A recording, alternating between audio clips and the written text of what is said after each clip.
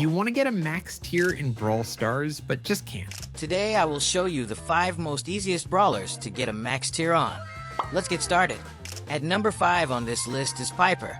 Piper is not really that popular right now, even though she is still extremely strong if played correctly. There are many alternatives to Piper, such as Angelo, which is why Piper is not getting that much attention right now.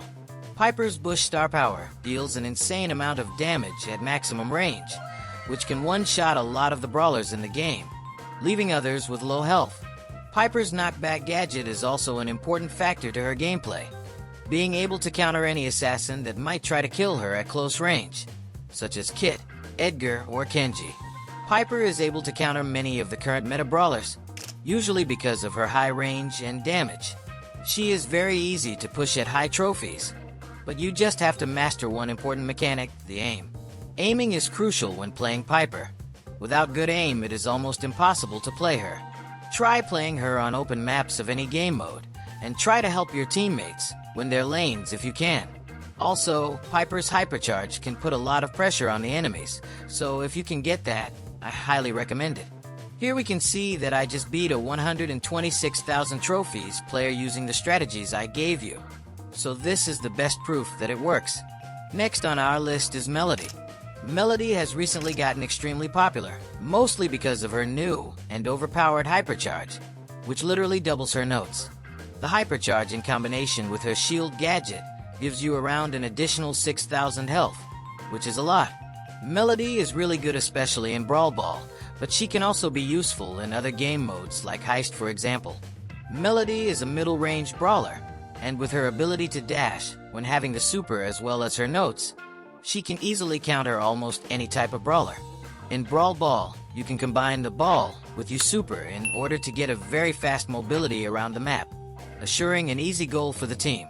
Melodie is extremely strong if played correctly, which was also seen in the Brawl Stars World Finals 2024, where many professional players picked her in different game modes. Melodie's speed star power allows her to travel even faster, therefore being able to dodge a lot of incoming attacks and apply fast pressure on the enemy team. Melodie doesn't really take that much skill to play, but it wouldn't be bad if you would think before pushing an enemy with her super.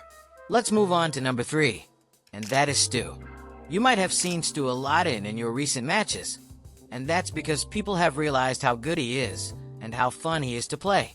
Yes, Stu takes some skill, but he is also very fun to play, and the combinations you can do with him are unlimited. He also just got a hypercharge some time ago, which solidified him in the current meta. He is able to dodge almost any attack in the game if his super is used properly, which is very useful. His strongest game mode is by far Brawl Ball, where he can shoot the ball with a super shot since he charges his super with only one shot. Stu's healing star power is there to support him at any time. So even if you take a little bit of damage, you can recover that by aiming your super properly and healing.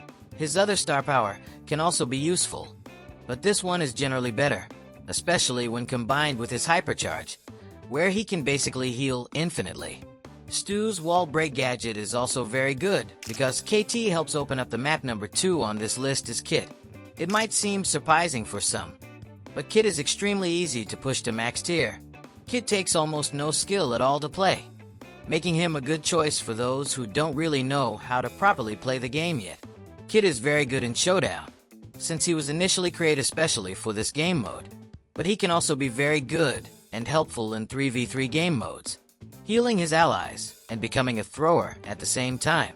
Even though Kit is a low-range brawler, he can easily super onto an enemy to get closer and at the same time dealing damage. Kit's power cube star power is very good, but it is only effective in Showdown, since that is the only game mode which features the powerful cubes.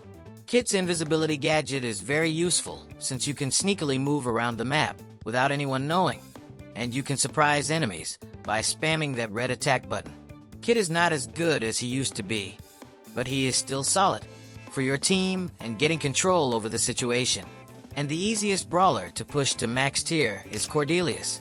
He is just too OP, having the mechanic to put anyone he wants, whenever he wants, into the Shadow Realm, and usually win all of the battles there.